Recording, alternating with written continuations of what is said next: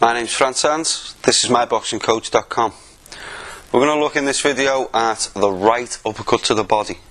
It's going to be a short right uppercut, so if you've seen all the videos around uppercuts on the site, you'll go straight to the one that covers the short right uppercut. Let's just think about where we're actually aiming. Well, with all uppercuts that we throw, if you've seen the video on the other uppercuts, you'll know that we have this line going up through the centre of the body. We call it the central axis. That's what we rotate around, but it also helps if we're throwing uppercuts. It gives us a good fixed point of reference.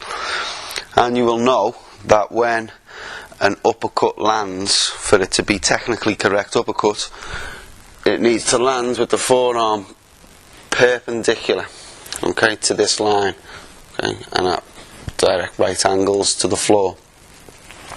That is a true uppercut. If it drifts off like that, it's a hook, it's not an uppercut. But if it lands flush like that, it is an uppercut. Now, the same principle applies when we're throwing an uppercut to the body.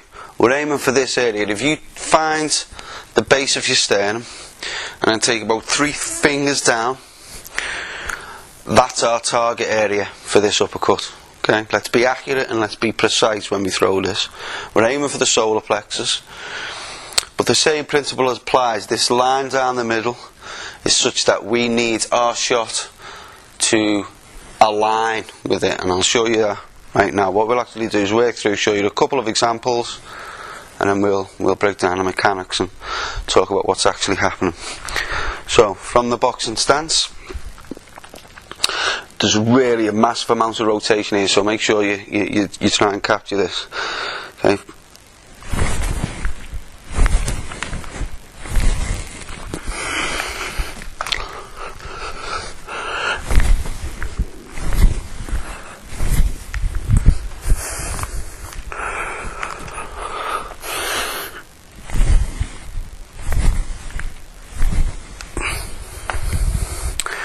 Okay. First thing that happens, like when we throw hooks to the body, we drop the knees. Why? Well, because for me to hit the target there, if my knees are bent, means my upper half is slightly lower, means this hand stays away from the guard position for a shorter length of time. So, we drop the knees, so it's a duck, it's quite simple, it's a basic duck, and then there's a massive drive off the back leg that launches. It's slightly different rotation than when you throw a hook. It fires the hips, and this leg bends, but this hip, not only does it rotate, it drops slightly, so that there's a drive of the force going upwards. So you can see there, as the shot goes, and you can see when it lands, if we remember this line that we talked about, you can see the shot's landed, but my forearm is still aligned with that line. Okay, it's not landing at an angle, it's landing perfectly straight with that line. If I show you a right uppercut to the body gradually turning into a right uppercut to the head, you'll see what I mean. So there's the uppercut to the body, nice and simple. We gradually take it up, and there's the uppercut to the head. The arm lands there, the arm lands there. You can see that this arm still follows that centre line. Okay.